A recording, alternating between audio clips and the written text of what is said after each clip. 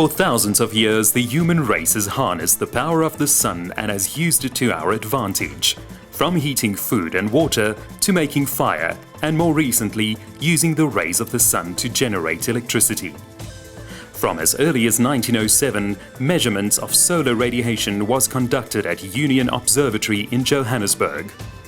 By the 1950s, the South African Weather Service, formerly known as the South African Weather Bureau, had established a radiation network, one of the first of its kind to be implemented on the African continent. By 1955, around 30 stations were reporting solar radiation data on African soil.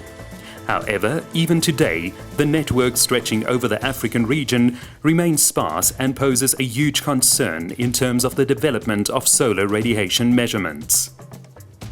The introduction of alternative sources of energy into the country's energy mix has been part of South Africa's long-term plan, even before the emergence of the country's energy shortages in 2008. This includes renewables such as solar and wind energy.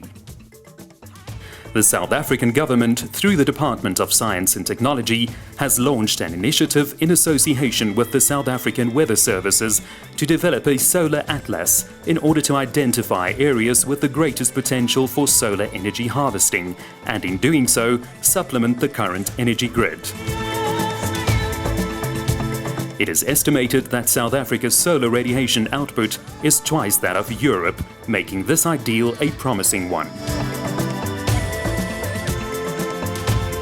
The Department of Science and Technology has identified the South African Weather Service as a key strategic partner and has provided funding for the implementation of the SRMSA project to assist in transforming the current energy system to be less carbon-intensive and to drive the socio-economic benefits that this transformation can provide South Africa with. The aim of the South African government is to generate 9,400 megawatt from solar power by the year 2030. The South African Weather Service will provide crucial information regarding the patterns of the South African sun's solar output for the planning and execution of large solar energy projects. In 1995, the South African Weather Service established the Baseline Service Radiation Network BSRN at De Aar Weather Service, operating as number 40 in the global network. Through the SRMSA project, the station has been refurbished with cutting-edge technology, once again making it an important role player in the international BSRN community. There are currently several active solar radiation networks, including the university, private and public networks. One of the critical components of the SRMSA project is the installation and operation of at least 13 ground-based measurement solar radiation stations at the 6 climate zones of the country. These stations provide high-quality data and have been operational since 2013. The Solar Atlas will be based on information collected from these stations and data from available networks. Measurement parameters at these stations include global horizontal irradiation, diffuse horizontal irradiance, direct normal irradiance, ultraviolet radiation A and ultraviolet radiation B. Automatic weather stations provide basic observable weather parameters such as rainfall, temperature, relative humidity, wind speed, wind direction and pressure.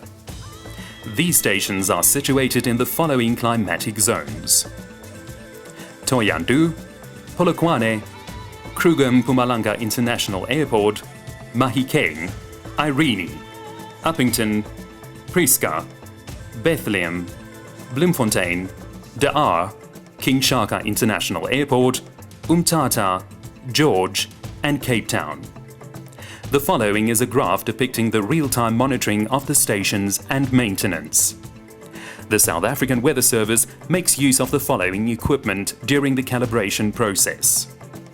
Indeed, with the South African Weather Service, the provision of excellent services tailor-made to suit your needs is very critical.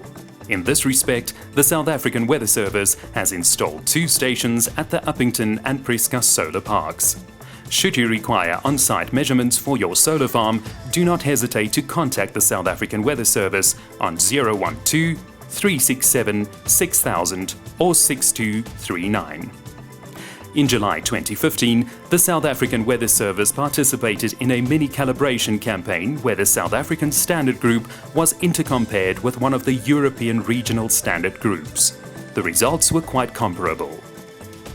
As a further testament to the commitment of the South African Weather Service to ensure high-quality data and the success of the project, they are currently attending the 12th World Meteorological Organization International Periliometer Comparison in Davos, Switzerland, where the South African Standard Group is being calibrated against the World Standard Group maintained at the World Radiation Center to re-establish its traceability to the World Radiometric Reference. The preliminary results show a very good comparison to the World Radiometric Reference. But the journey continues at home. Later this year, the South African Weather Service and the Department of Science and Technology will be hosting the National Calibration Campaign that will see all South African solar radiation networks being calibrated with traceability to the World Radiometric Reference to ensure quality in radiometric measurements in the country. This will take place from the 16th to the 18th of November 2015 at the South African Weather Service Irene Technical Service Centre. Together, the future of the solar energy journey is bright.